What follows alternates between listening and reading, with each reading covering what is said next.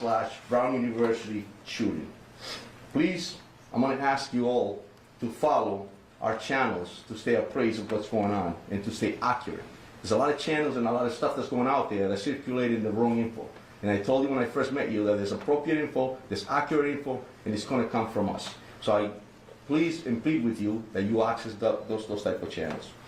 Again, we're asking for the public assistance in identifying this individual that we're about to show you, and we'll release this video on Twitter, on the Twitter account momentarily. I'm going to turn to the video behind us. I'll be able to show you in 2 seconds. Officer Mangan, if you could just activate put the videos up. So this is the first video that we're showing you. This is the individual walking. It's on the sidewalk of Benevon. And this is prior to the incident. Here we go again with the video too, Mike. Again, you see him walking.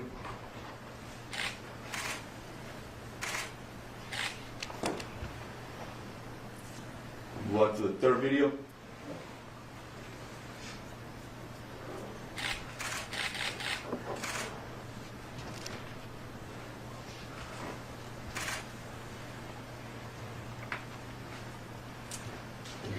This is some photos of this individual.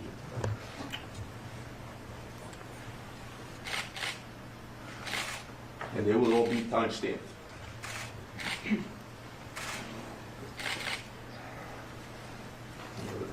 The last photo.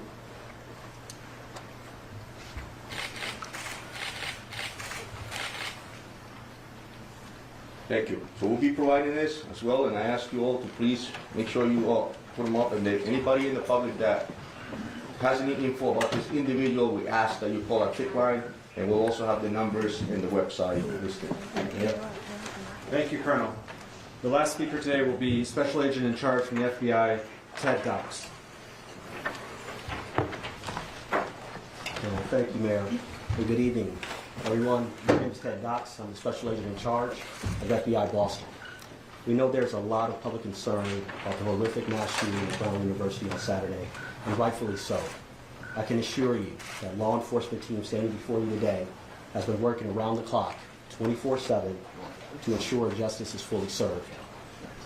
While we mourn the devastating loss of the victims and those who are critically injured, the FBI and its partners are dedicated to honoring their memory through a meticulous investigation. Tonight, as Colonel Perez stated, we are renewing our call for the public's assistance in seeking any and all information about the shooter. No amount of information is too small or irrelevant. We are also here to announce the FBI is now offering a reward of $50,000 for information that could lead to the identification, the arrest, and the conviction of the individual responsible, who we believe to be armed and dangerous. We're asking everyone in Rhode Island and beyond to review the new images of the suspect, share them on social media, and come forward if you have any information.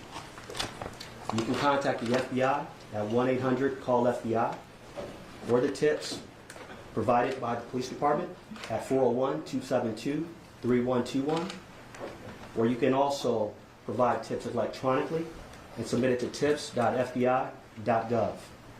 We're also doubling down on our efforts to obtain images and video of the shooter. Those can be submitted online at fbi.gov/Brown University shooting. Our agents and analysts are fully embedded with our law enforcement partners, including Providence and Rhode Island State Police. We are tracking down leads, canvassing neighborhoods, and developing intelligence. And right now, our evidence response teams remain on campus processing the scene. And folks from our lab from Quantico are documenting the trajectories of the bullets to reconstruct the scene. It's painstaking work, and we are asking the public to be patient as we continue to run down every lead so we can get victims, survivors, and their families, and all of you the answers you deserve. Thank you. Mayor, can you tell Chief Oscar to say a statement in Spanish, please, for Spanish media? Thank Yes. you.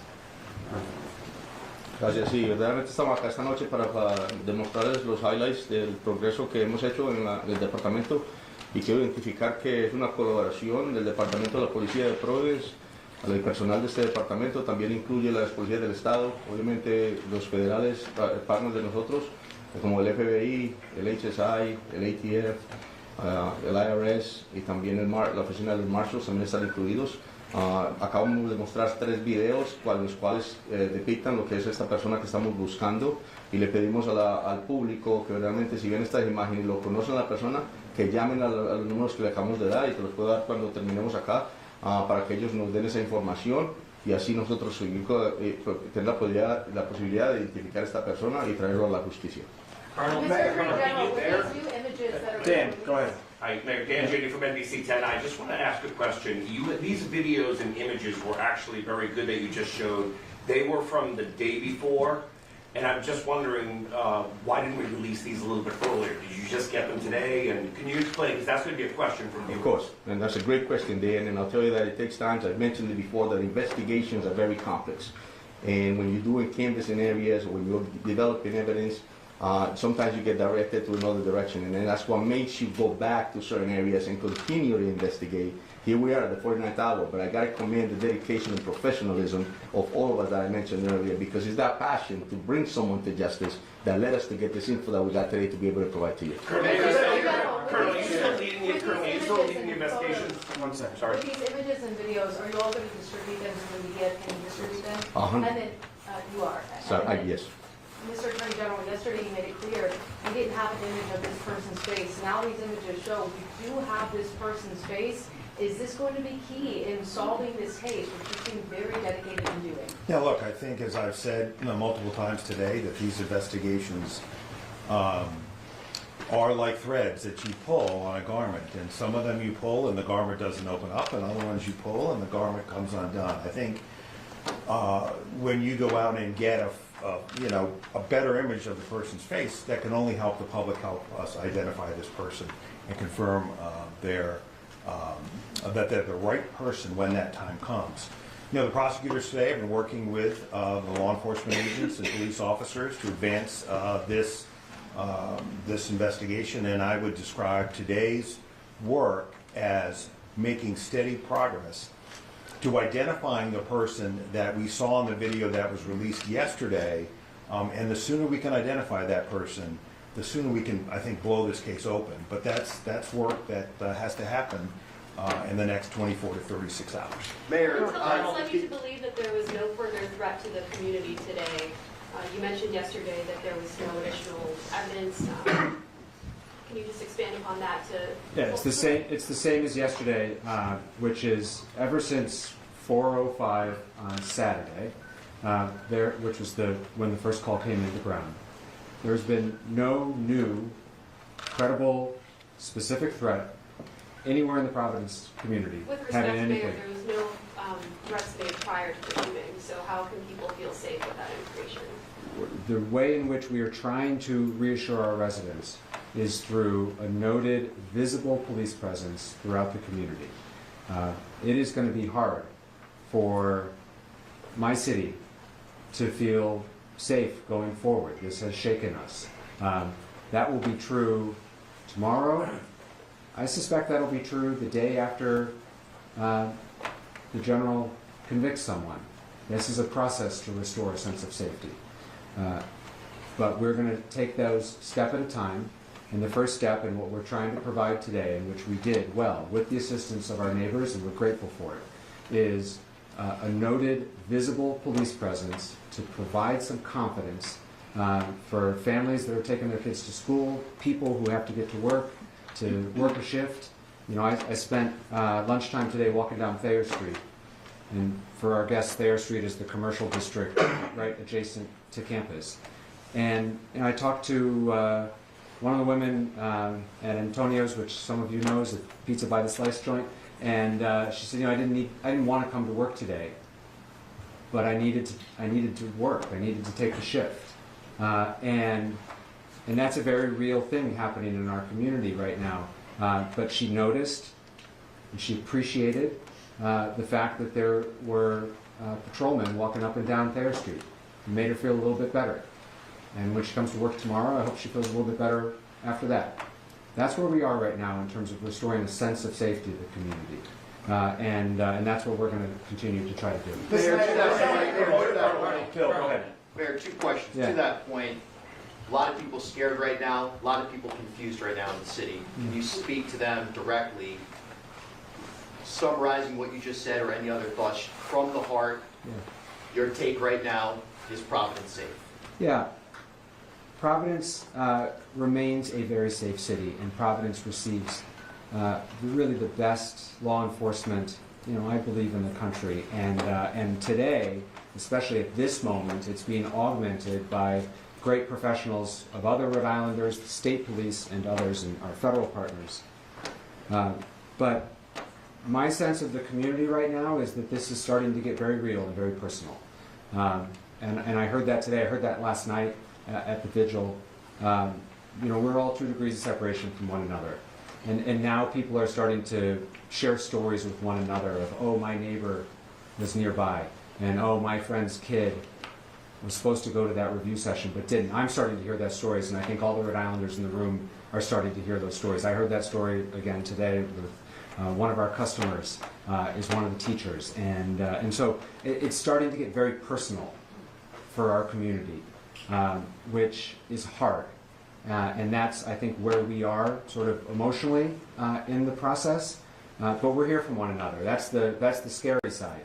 The upside is that this is a tight-knit community that looks out for one another. The governor was there. All the officials who were up here with me tonight were with us at Lippert Park last night. It was 10 degrees. It was loosely organized. And yet hundreds of people came out because they wanted to be with one another. They were hugging their neighbors.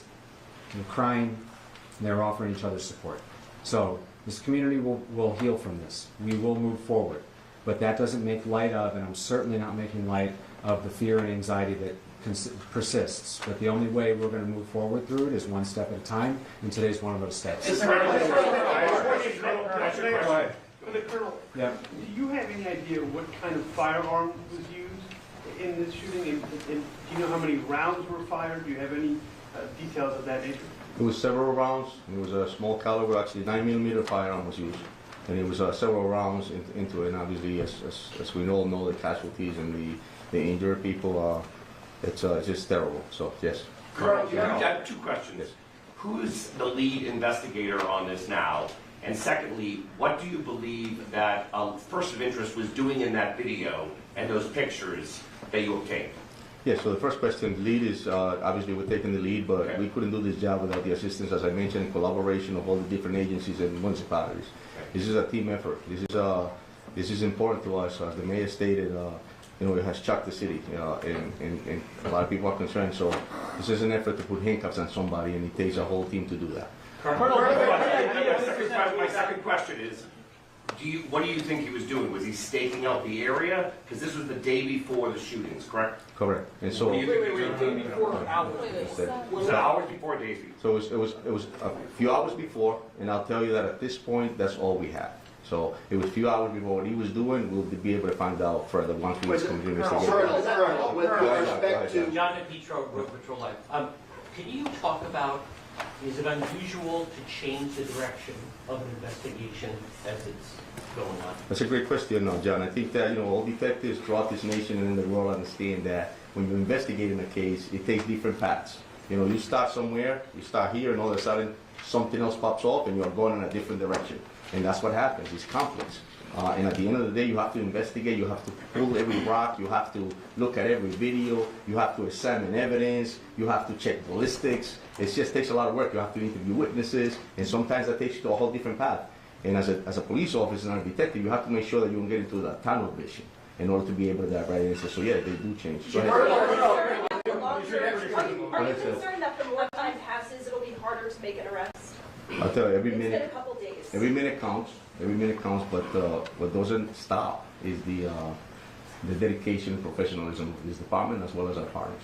Providence is not allowed. Do you have any reason to believe that any of the victims, whether the victims who died or the others, were targeted by this shooter or that he was just shooting randomly and indiscriminately? That's all part of the investigation, Steph. Yeah, so we'll continue to And then investigate can you further. also explain, the FBI today was searching in the bushes and kicking around the snow, or like moving the snow on Waterman Street. We have known since Saturday that the potential suspect walked down Waterman Street. It was in the first video. Why would you be now looking in the bushes for something on Waterman Street 2 days later after it had snowed? So I just answered John the same question of how investigations, they turn and lead you in a different direction. We might have used all our energies in the first few days to investigate something, and here we are now heading back to that same place to continue to investigate, and that's why you saw that, because the investigations change on a daily basis. Going on the travel of the 911 call or emergency calls that came in, when the first 911 calls to come in, were those dispatched by Brown University Police or Providence Police? It was dispatched by the 911 center, and yes, we responded immediately within minutes. You saw the Providence Police cruiser pulling up. So Providence has been an investigator on this from the beginning? That's correct. Have you received any leads or indication on whether this was personally motivated, political, or otherwise? Are there any threats to Brown that they've turned over that would give us an indication of why this might have happened? It's a great question, and that's something that we're all asking ourselves, and we'll continue to investigate to be able to get that answer. Colonel, based on your Do you have reason to believe that this person is no longer in the community? Because can you continue to try to reassure the public that they are safe, but you also just said that this person you believe is armed and dangerous, so how can both be true? Well, yeah, right, and that's something that's unknown, but like the mayor stated, I'll tell you that we have enhanced enforcement in that area. We have, Steph stated earlier, we have a lot of officers in the area, so in that sense, it's going to be safe. But however, as well, I just want to remind the community that our priority in law enforcement and in the city is to keep our constituents safe, keep them informed, and to keep them committed, to understand that we're a professional, we're dedicated, we're going to put somebody in handcuffs, and we're going to continue to do this job. So But do you have reason to believe that they are no longer in this community, this that's person? something that we're continuing to investigate. Colonel, just real quick, Tom Quinlan, WPRO. On the trajectory of where